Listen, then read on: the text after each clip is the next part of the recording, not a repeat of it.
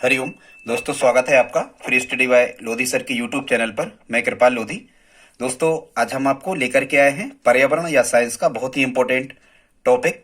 दोस्तों, एक अपील है, यदि आप हमारे चैनल पर पहली बार आए हैं तो प्लीज हमारे चैनल को सब्सक्राइब कर लें, साथ में आए बेल आइकन पर क्लिक करें ताकि सबसे पहले नोटिफिकेशन आपको मिलता रहे। दोस्तों, हम इसी प्रकार के कॉम्पिटिटिव एग्जाम रिलेटिव वीडियोस के वीडियो लाते रहते हैं।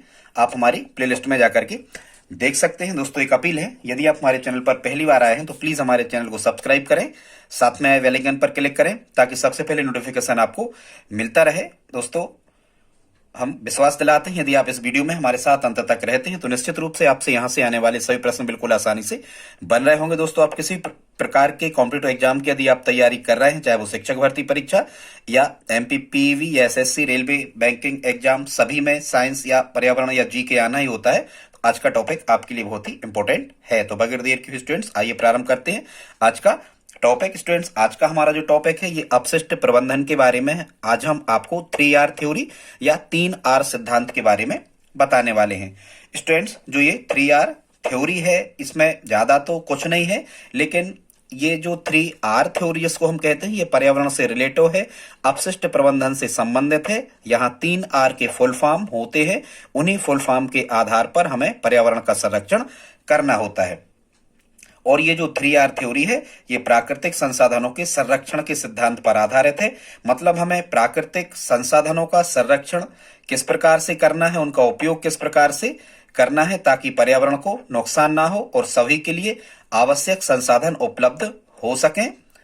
इसके सिद्धांत का ही पालन हमें इस 3R थ्योरी में करना होता है।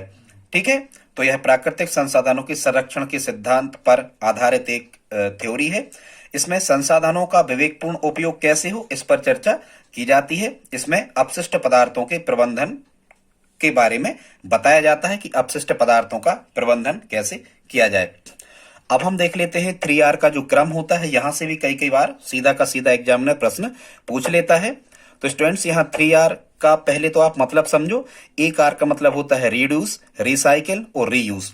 ठीक है स्टूडेंट्स, तो जो पहला इसका जो सीक्वेंस होता है, इसमें सबसे पहला जो पद आता है इसका नाम होता है रिड्यूस, दूसरा जो पद आता है रिसाइकिल और तीसरा पद आता है रीयूज। तो कई बार तो एग्जामिनर आपसे इसका प्रथम पद या अंतिम पद या मध्य का पद पूछ लेता है। तो प्रथम पद का मतलब है रिड्यूस, मध्यम पद की चर्चा हो तो रिसाइकिल और अंतिम पद की या तीसरे पद की चर्चा हो तो रीयूज। अब हम इनके जानते हैं अर्थों को।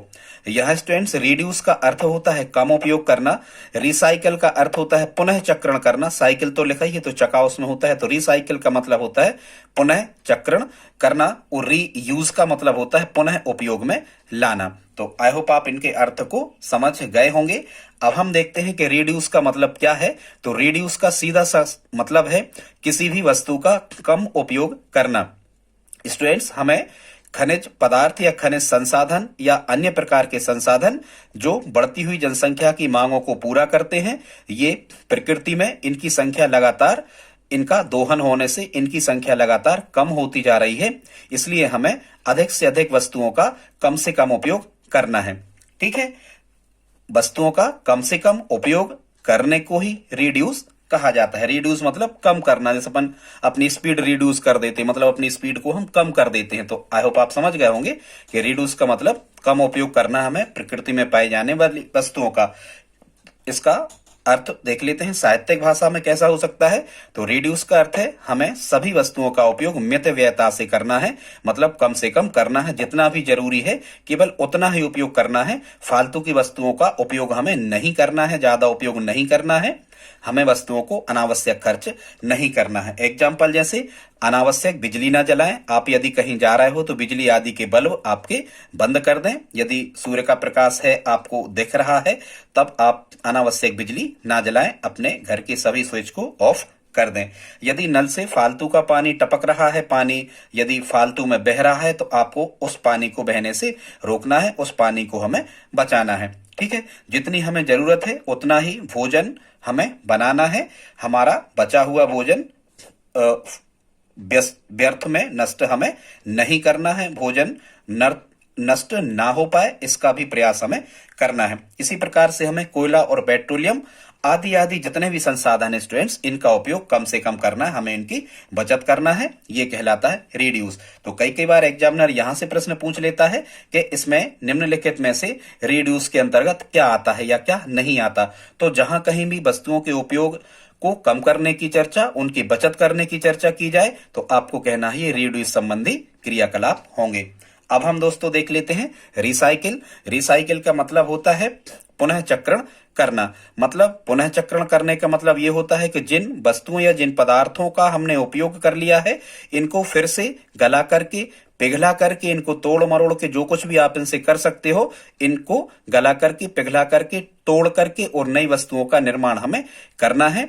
तो यही नई वस्तुओं का निर्माण पुरानी वस्तुओं से करना पुनः चक्रण कहलाता है। जैसे हमें प्लास्टिक के जो पदार्थ हैं, कागज है, कांच के कुछ बर्तन वगैरह हैं, कांच की वस्तुएं हैं, धातु आदि की जो बेकार वस्तुएं हैं, इनको हमें पर्यावरण में फेंकना नहीं है, इन्हें गलाकर, पिघलाकर, मतलब इनका पुनः चक्रण करके और हमें इनका पुनः उपयोग कर लेना है। ये पूरी प्रक्रिया रिसाइकिल के अंतर्गत या पुनः चक्रण के अंतर्गत आती है।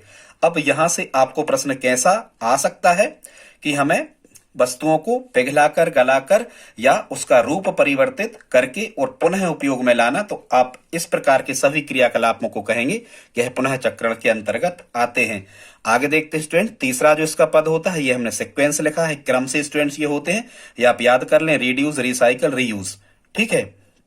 और आप देखो यहां इनकी जो स्पेलिंग है ये लगातार कम होती जा रही है। यहां से आप याद रखना, देखो रिड्यूस में 1 2 3 4 5 6 अल्फाबेट हैं। यहां फिर हालांकि यहां भी 6 अल्फाबेट हैं, और हालांकि रीयूज तो अंतिम पद होगा क्योंकि यहाँ 5 अल्फाबेट हैं। तो आप रिड्यूस बस ध्यान रखना स्टूडेंट्स, क्या याद रखना, रिड्यूस। और देखो वैसे भी आप देख रहे हो तो थोड़ा सा डिस्टर्ब है, यहाँ अल्फाबेट में सी वाला पद पहले आएगा, डी वाला बाद में आएगा, क्योंकि री तो कम है ना, तो ये उल्टा ही याद रखना। ठीक है, रिड्यूस पहले, फिर रिसाइकिल, फिर रीयूज, ये आप जैसे भी कर सकें। अब हम स्टूडेंट्स देखते हैं रीयूज का मतलब क्या होता है। तो रीयूज का मतलब होता है, री माने पुनः, यूज माने उपयोग में लाना, तो रीयूज का मतलब होता है पुनः उपयोग में लाना। मतलब जिन वस्तुओं का हमने एक बार उपयोग कर लिया है उन्हें भी हमें पर्यावरण में सीधे के सीधे नहीं फेंकना है, उन वस्तुओं का हम दूसरा उपयोग कर सकते हैं। जैसे किसी प्रकार के कागज के लिफाफा, थैली वगैरह या कार्टून वगैरह हम लेकर के आए हैं, तो उन्हें उपयोग कर लेने के पश्चात हमें फेंकना नहीं है, उनका उपयोग अन्य प्रकार की वस्तुओं को रखने या अन्य प्रकार की वस्तुओं आदि में हम अन्य उपयोग उनका कर सकते हैं। ठीक है, तो ये करना क्या कहलाता है, पुनः उपयोग में लाना। जैसे जिन वस्तुओं का उपयोग हमने कर लिया है उन्हें भी पर्यावरण में फेंकना नहीं है, जैसे प्लास्टिक के डिब्बे, बोतल, कागज के डिब्बे आदि, इन्हें सुरक्षित रखकर अन्य प्रकार के कार्यों में हमें इनका उपयोग करना है। तो जहां कहीं भी स्टूडेंट्स पुनः उपयोग में लाने की चर्चा किसी वस्तु की जाए तो आप कहना ये रीयूज की क्रिया या रीयूज के क्रियाकलाप के अंतर्गत आता है। दोस्तों हम यही वीडियो समाप्त करते हैं। वीडियो कैसा लगा प्लीज आप हमें कमेंट बॉक्स में लिख करके बताएं। अभी तक चैनल सब्सक्राइब नहीं किया है तो प्लीज सब्सक्राइब कर लें, और यदि आप हमारी हेल्प करना चाहें तो प्लीज इस वीडियो को अपने दोस्तों के साथ स्टडी ग्रुप में शेयर जरूर करें। मिलते हैं अगले वीडियो में। जय हिंद, जय भारत।